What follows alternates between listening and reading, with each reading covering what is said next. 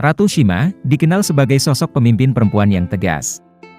Ia memerintah kerajaan Kalingga untuk menggantikan suaminya, Raja Kartikeyasinga, yang wafat pada 674 Masehi. Berkat ketegasan Ratu Shima selama memimpin, kerajaan Kalingga dikenal di seluruh dunia kala itu. Kalingga disebut juga Keling atau Holing, adalah kerajaan Hindu yang pernah menjadi salah satu pemerintahan terbesar di Jawa, berpusat di pesisir pantai utara Jawa, tepatnya di wilayah yang kini bernama Jepara, Jawa Tengah. Ada satu hukuman mengerikan yang diterapkan oleh sang ratu di masa pemerintahannya, yakni hukuman potong tangan bagi siapa saja yang mencuri barang milik orang lain. Hukum yang dibuat itu berlaku untuk seluruh rakyat termasuk keluarga kerajaan. Sebuah bentuk persamaan hak di mata hukum. Ratu Shima mendidik dan mengajari rakyatnya agar selalu berlaku jujur. Berkat didikan dan tegas hukum yang diterapkan, kerajaan Kalingga terkenal seantero negeri karena kejujurannya. Kabar kemasyhuran rakyat negara Kalingga yang jujur dan taat hukum, didengar seorang raja dari seberang lautan. Raja Aceh mengirimkan sebuah tas yang berisi uang. Tas itu diletakkan di perbatasan negara sang ratu.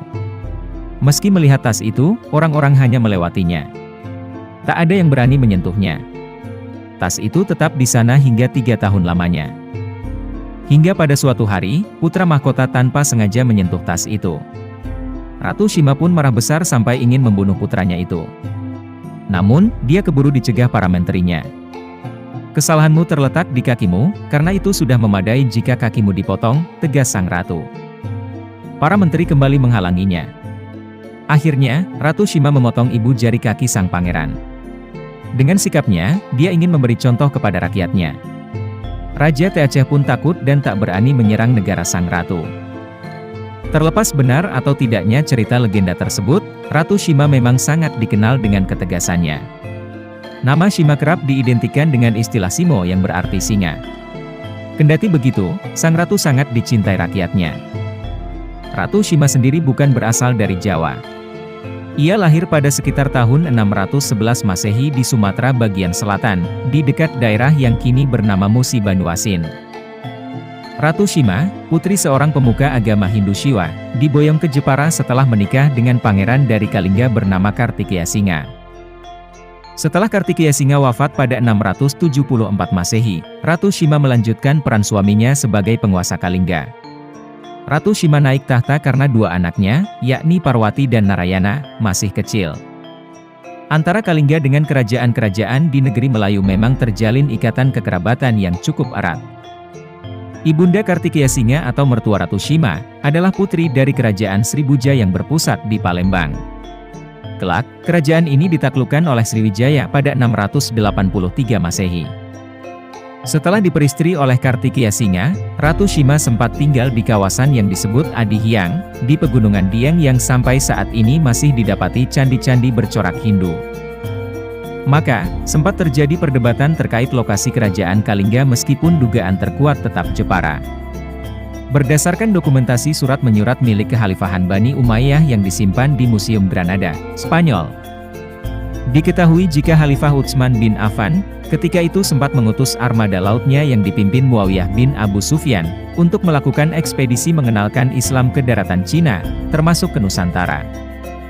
Besar kemungkinan, bahwa penyelidikan ke Tanah Jawa ini amat rapat persangkutannya dengan usaha beliau mendirikan armada Islam. Sebab, beliaulah yang mula-mula mendirikan armada angkatan laut dalam kekhalifahan Islam.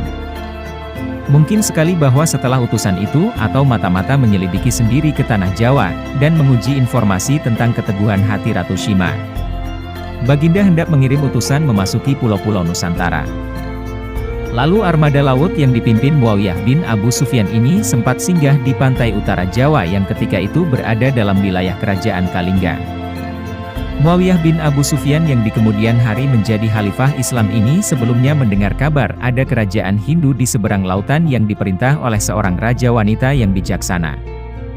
Namun walau bercorak Hindu, agama Buddha juga berkembang secara harmonis di tanah Kalingga pada saat dipimpin Ratu Shima.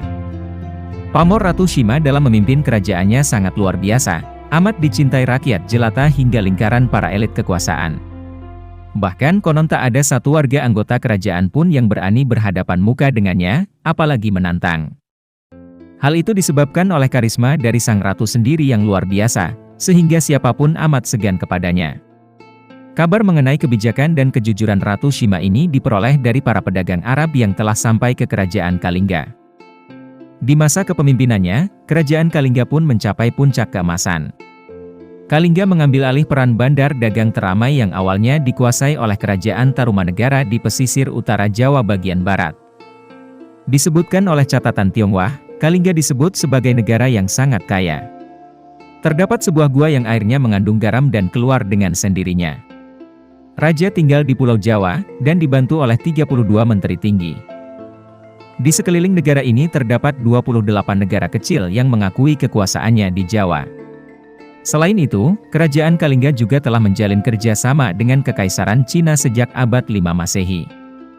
Tak hanya sektor perdagangan, kehidupan perekonomian Kalingga ditopang pula dengan majunya aspek-aspek lainnya, termasuk pertanian. Dalam hal ini, Ratu Shima memakai sistem pengairan subak, yang juga diterapkan oleh masyarakat petani Hindu di Bali. Penduduk Kalingga pada era Ratu Shima juga dikenal terampil dalam hal kerajinan tangan, seperti membangun rumah, membuat kapal atau perahu, berbagai perabotan rumah tangga, dan pekerjaan di bidang pertukangan lainnya. Kalingga juga disebut sebagai pusat penyebaran agama Islam di tanah Jawa pada masanya. Hal ini tidak lepas dari para pedagang dari Arab yang memang sudah singgah di kerajaan tersebut. Walau begitu, kerajaan Sriwijaya di Sumatera, kerajaan Kalingga di tanah Jawa, dan kerajaan Hindu di tempat lain, masih dalam keadaan sangat kuat kuasanya.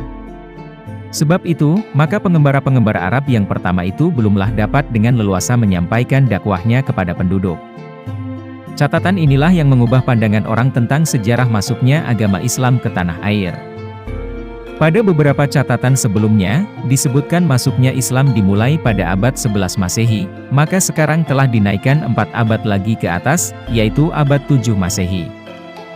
Dan pengembaranya bukanlah orang yang membawa senjata, melainkan orang yang berniaga dan berdagang. Mereka datang ke tanah air kita dengan sukarela. Ratu Shima memerintah kerajaan Kalingga selama 21 tahun. Semasa periode itu, Kalingga menjadi satu-satunya kerajaan besar di Jawa bagian tengah, sekaligus penguasa pesisir pantai utara. Ratu Shima mengayomi pemeluk agama lain, termasuk Buddha, dan orang-orang Islam dari Timur Tengah yang datang untuk berdagang. Sebelum Ratu Shima wafat pada 695 Masehi, wilayah Kalingga dibagi dua untuk kedua anaknya, yakni Parwati dan Narayana.